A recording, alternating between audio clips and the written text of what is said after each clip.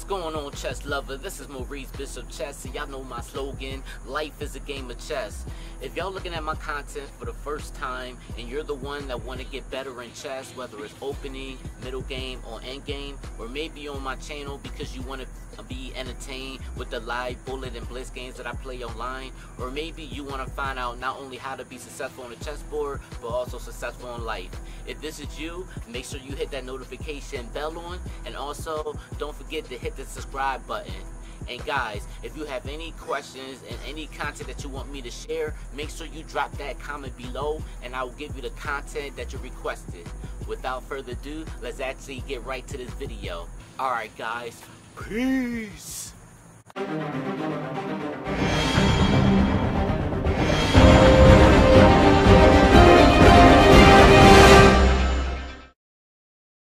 This is Maurice Bishop Chess, so y'all know my slogan, life is a game of chess. Guys, I got a crazy Black Lion game that I am going to share with y'all. It is crazy. And my opponent played some unorthodox opening, but we're going to show you how we can address the situation, alright? So without further ado, let's actually get started right now. So my opponent plays E3.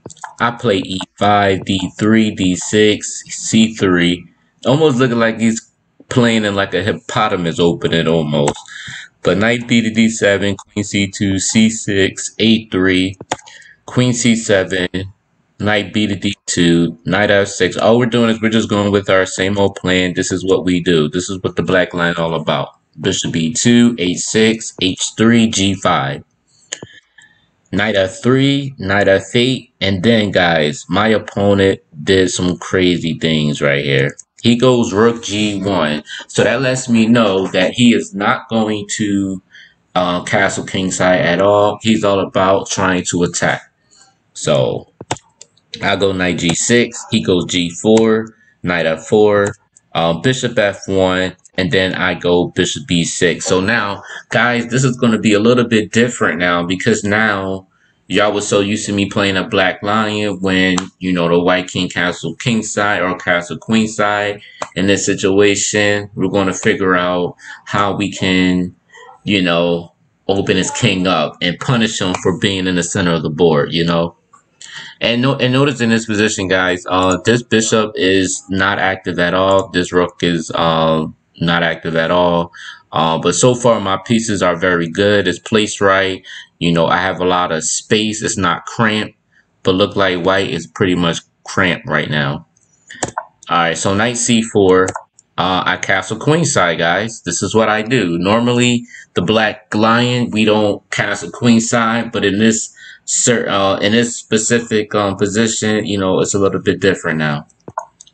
So knight E3 and D5.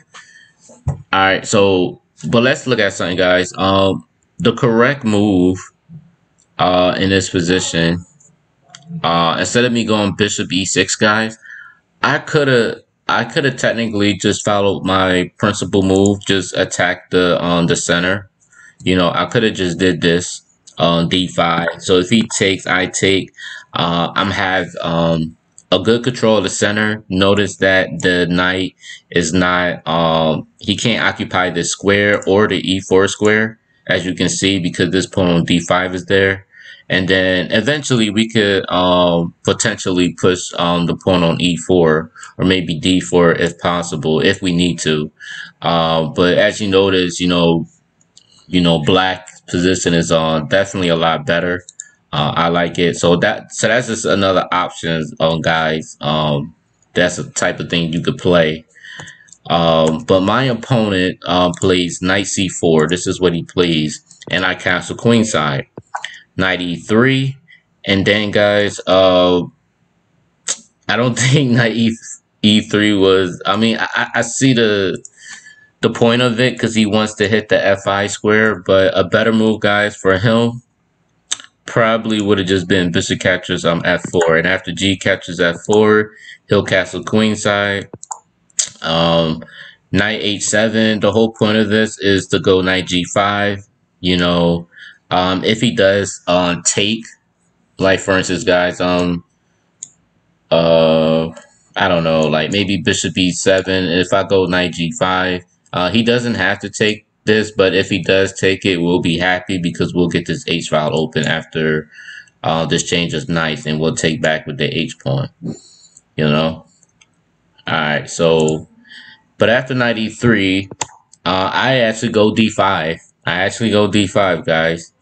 Knight F5 is played, and instead of me taking the knight right away, I go D catches E4. Now, guys, another move I could have did. I could have did Bishop C5. This was another option. Bishop C5, because after Bishop catches F4, E catches F4. If Knight G7, because you know he wants to get this light square bishop. You know, we could just go Queen E7 and we're fine. So even if he does take, we're actually fine with that. And then of course you got this weak E4 pawn. And then another thing about this position, guys, this rook on a D file is controlling the D file and everything, which is very great. And this bishop on C5 is very active. So that's another thing. And then also, if the knight does take this light square bishop after we take, we are threatening a H5 push, but not right away yet, because obviously this G5 pawn would be unprotected. But the really main point of this whole position is like I said, if he does take queen captures E6, we're hitting this pawn right away. And even if he decides to, you know, he wants to do some stuff like that, there's no way he can. I mean, he can. I mean, he could go E5, but after knight B to D7, you know, it's still it's still crazy, guys. Because then I still have F6. So it's I don't know, guys. It's crazy, guys. It's definitely crazy. I kind of do like this Bishop F5 move right here. I do actually like that. Queen B3, E6.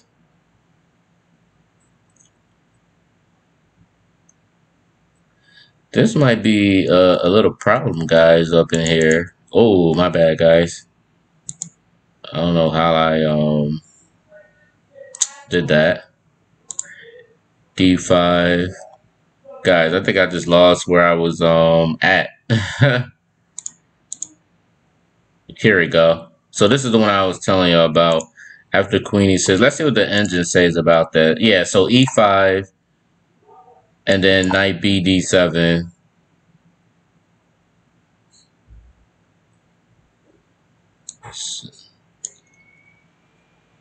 I'm trying to figure out, wasn't I just here queen catches E6? Yeah, queen catches E6. Bishop D3. Oh, guys. So the engine actually says rook captures D3 check. So he takes knight captures E4. He can't castle because of knight captures F2. So that's the situation. So the best move will be knight D4. He'll take. And then if he takes, we have rook D8. Wow. And what? And he still can't castle queenside because of the knight F2. So it's like that's still, guys. This is nasty. This is nasty. Knight D6. So yeah, guys, that would be nasty actually. So yeah, if he does get something like that, then yeah, that would be pretty crazy. But I'll let y'all analyze that for yourselves and everything. But yeah, that would be pretty crazy. But anyway, guys, after bishop catches F5, which is what I did, I go bishop catches F5, and then guys, he goes bishop catches F4. So I want y'all to tell me, what is the best move for black in this position? What would you do in this position?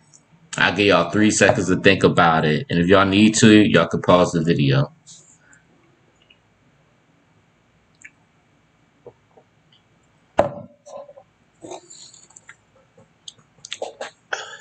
Alright guys, if y'all thought about taking it back to dark square bishop, no you don't.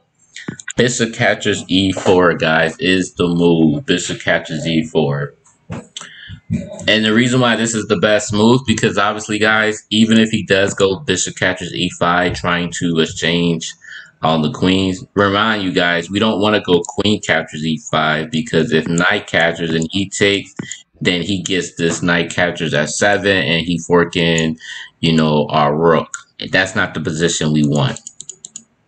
If he does go bishop captures e5, we don't allow this knight to come here by taking this queen. So what we do is we'll take the queen first, and then if he takes my queen, then we'll take his bishop, and then now we're actually up a piece now, and then we should actually win this game.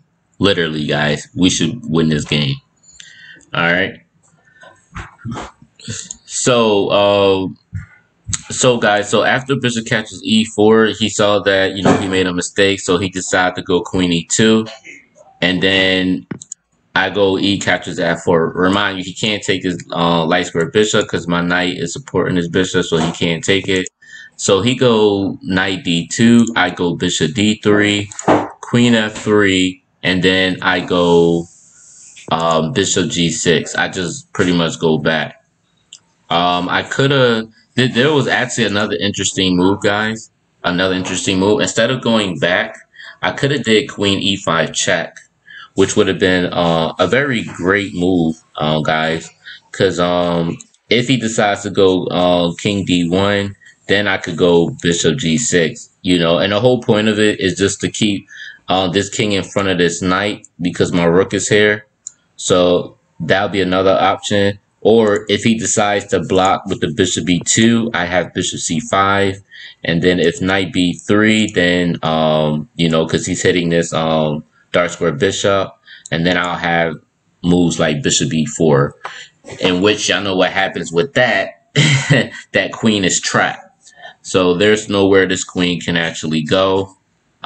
He will be lost. So queen e5 check was actually a real...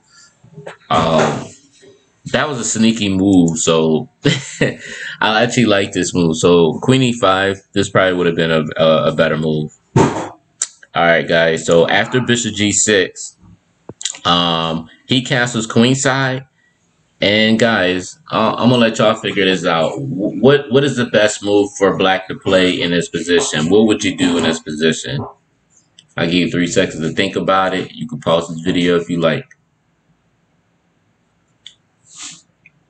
I got something in here.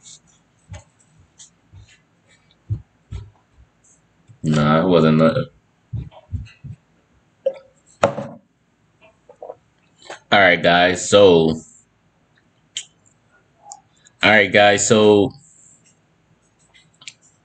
I'll give y'all a great point, guys. If y'all actually saw this, queen a5 is actually the #1 move.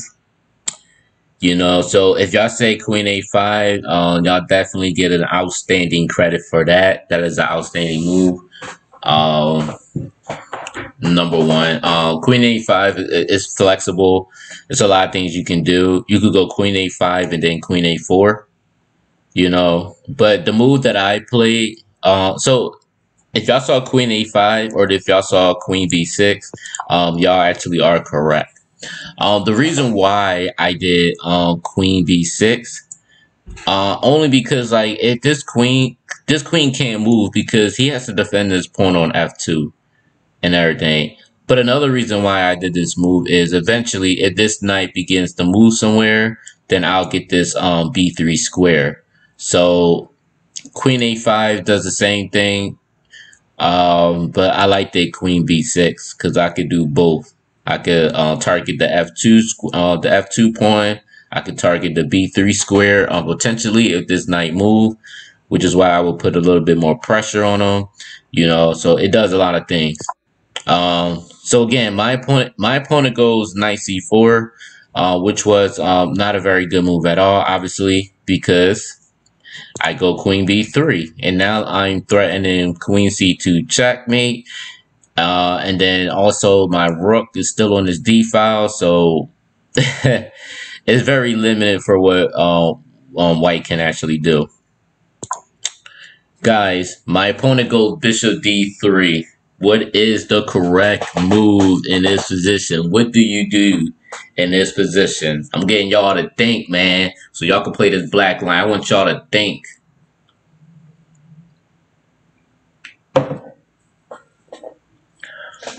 So just look at this position, guys. The bishop is on d3, right? Blocking our diagonal. So what's actually more, like, which piece is actually more important? Is our light square bishop more powerful than his bishop d3 bishop? In this position, do you feel as though black has a more powerful attack, you know, in this position? If so, how can we make it worse for him? Alright. So guys, if y'all saw this move, rook captures d3 is the move. Why is that? Because number one, we got rid of the light square bishop, and also obviously the queen can't take the rook because the bishop will take his queen. So when a rook take, we go queen captures c4. So now guys, we took we sacrificed the rook for two minor pieces, the knight and the bishop. So when y'all look at this position, which, you know, what seems better in this position? What actually seems better? Seems like our position is a lot better in this position, right? So we're hitting this so we're actually hitting this this rook right here. Obviously, guys, my opponent goes rook d2. Obviously, the engine wanted rook d1, but it really wouldn't matter in this position because our position is a lot better. We're already up a piece. You know, if he decides to go rook d1, we can take if we like. It doesn't matter what he do. Even if he takes with this, like, it's fine because we're good. Like, we're more than good, actually. You know, so even if he sacrificed this, or not sacrificed it, but if he exchanges the rook, this is pretty much over, man. This is just, we're winning this. All right, so after rook d2, queen a2. Why queen a2? Because we're threatening queen b1 checkmate. See this long range? We're threatening checkmate. King d1. And then I go bishop c5. So why bishop c5? The whole point of bishop c5 is, you know, eventually you want to bring this rook out onto this e8 square. You know, that's what we want to do. You know, we're gonna make our opponent uncomfortable. My opponent goes king e2. What do y'all play in this position? What is the best move for black in this position? How can y'all finish them off? What would y'all play? Well, of course, this is like a no-brainer, right? Rook e8 check, king f1. Well, guys, where would y'all go? Where will y'all go? Notice, guys, the king can't go nowhere in this square because the rook is controlling this file. What can we do?